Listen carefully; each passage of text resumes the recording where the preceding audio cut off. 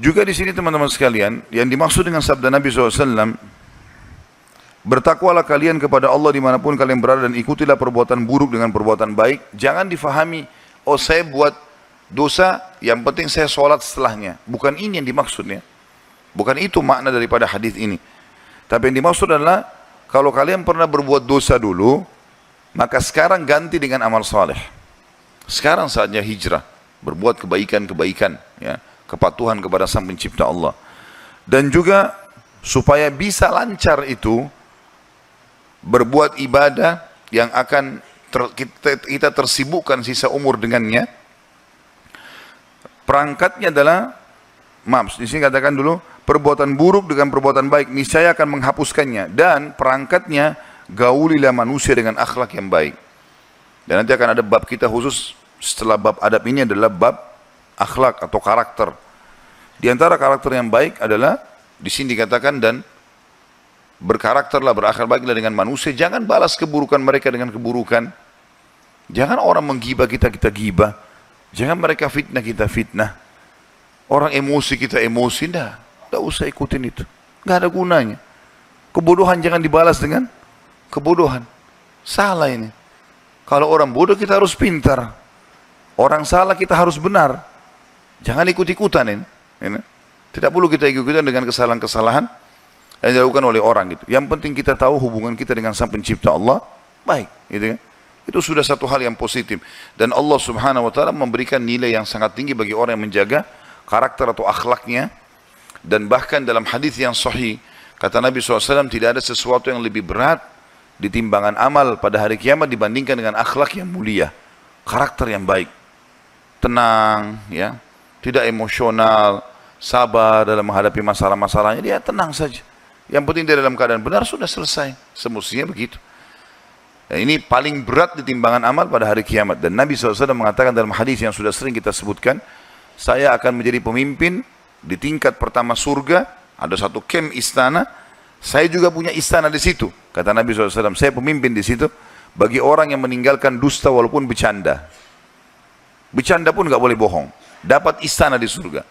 Dan saya akan jadi pemimpin di tengah-tengah surga. Di tengah-tengah surga ada istana lagi di sana, ada kem istana. Saya juga punya di situ istana. Kata Nabi SAW, saya jadi pemimpin di situ, bisa ketemu dengan beliau SAW. Bagi orang yang meninggalkan perdebatan walaupun dia benar. Kalau kita bicara sama seseorang, bisa masuk akal dia terima, layani.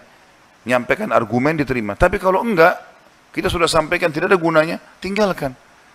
Kata Nabi SAW, saya akan dikasih istana di surga ya, bagi orang yang meninggalkan perdebatan walaupun dia benar. Kalau sudah disampaikan, tidak mau dengar, ya sudahlah. Nggak ada gunanya, jangan habisin waktu di situ. Nggak ada gunanya sama sekali.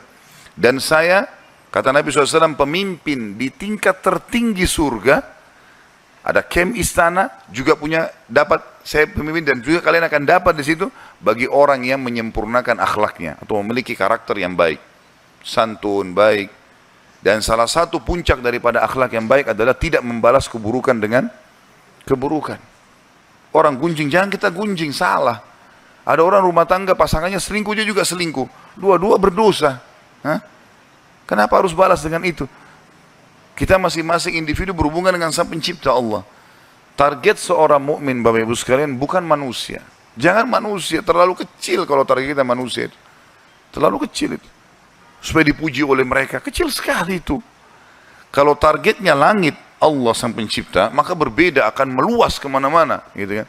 Allah Subhanahu wa Ta'ala akan berikan berkah dalam hidupnya.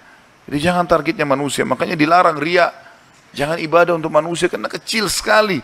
Perindah sholatnya, perlama doanya, ngerasin suaranya, sedekahnya dikeluarin banyak, hanya karena mau dipuji oleh manusia. Kecil sekali.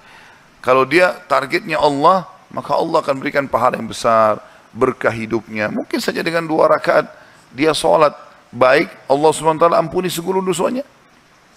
Gitu kan? Jadi harusnya kita fahami masalah ini. Disebutkan dalam salah satu kisah dinukil dalam buku-buku oleh buku ulama tentang masalah kisah orang-orang saleh. Istri Harun al-Rashid, salah satu khalifah Abbasi, terkenal suami istri suka sedekah.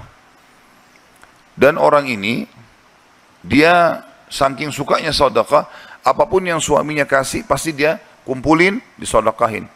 Dan kalau teman-teman keluar dari Arafah menuju ke Muzdalifah, di Masy'aril Haram di Mekah, kalau dari Arafah menuju ke Muzdalifah, terutama kalau lagi umroh ya, kalau haji kadang-kadang agak sulit, karena padat. Biasanya kalau Tour City, dari Arafah ke Muzdalifah, di sebelah kanan ada seperti tembok tua gitu.